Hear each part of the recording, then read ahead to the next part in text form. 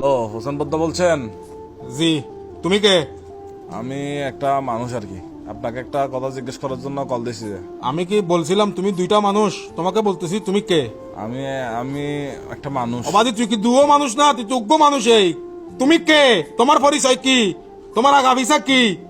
ভাই আমার পরিচয় তো পৃথিবীতে আমার সবচেয়ে বড় পরিচয় হচ্ছে আমি মানুষ। অবাদি তুই মানুষ তো, তুই হার মানুষ, তুই কেল্লে মানুষ, তুই সন্ধিয়ার মানুষ। আর কেন হন আমাকে একটু জানাও এরকম উত্তেজিত হচ্ছেন কেন? তো। তুমি পরিচয় না দিলে আমি উত্তেজিত না হয় কি করবো? আমাকে তো সারাদিন এগুলোর উপরে দিতে হয়। আমি এখন উত্তেজিত না হয় কি করতাম তুমি বলো না। আগে পরিচয়টা দাও, তারপরে কথা বলি রুকুলি। ভাই আপনার রুকুল আমার প্রথম পরিচয় তো এটাই যে আমি মানুষ।